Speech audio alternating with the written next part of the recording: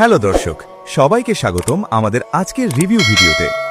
আপনারা যারা নিয়মিত এটা আমাদেরই গল্প দেখছেন তারা জানেন ৪৫ নম্বর পর্বে গল্পের মোড় কতটা নাটকীয়ভাবে ঘুরে গেছে। আজ আমরা আলোচনা করব ৪৬ নম্বর পর্ব নিয়ে, যেখানে সমীর আর মেহরিনের জীবনের কঠিন পরিস্থিতির মুখোমুখি হওয়ার গল্প ফুটে উঠেছে। আজকের পর্বের সবচেয়ে বড় টুইস্ট কি ছিল, চলুন জেনে নেওয়া যাক। শুরুতেই কথা বলতে হয় মেহরিনকে নিয়ে।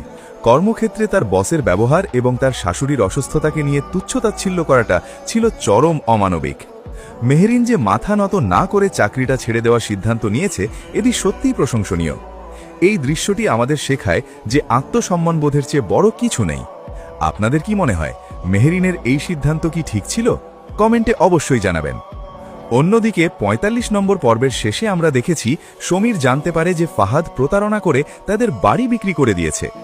৪৬ নম্বর পর্বে কি সমীর সরাসরি ফাহাদের মুখোমুখি হবে?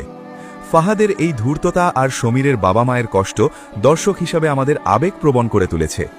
সমীরের বাবার অসুস্থতা এবং তার ক্ষমা চাওয়ার আকুল আবেদন পর্বটিকে অনেক বেশি স্পর্শকাতর করে তুলেছে।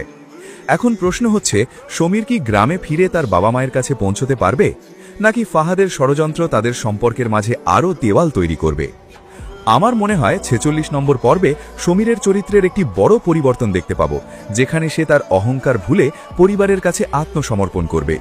সব মিলিয়ে এটা আমাদেরই গল্প নাটকটি বর্তমান সময়ের পারিবারিক জটিলতাগুলোকে খুব সুন্দরভাবে ফুটিয়ে তুলছে। আজকের পর্বটি আপনাদের কাছে কেমন লেগেছে? সমীর কি পারবে ফাহাদের এই চক্রব্যূহ ভাঙতে? আপনাদের মূল্যবান মতামত কমেন্ট সেকশনে শেয়ার করুন। ভিডিওটি ভালো লাগলে লাইক দিন এবং এমন আরও নাটকের রিভিউ পেতে আমাদের চ্যানেলটি সাবস্ক্রাইব করে পাশে থাকুন। দেখা হবে পরের পর্বে। বাই।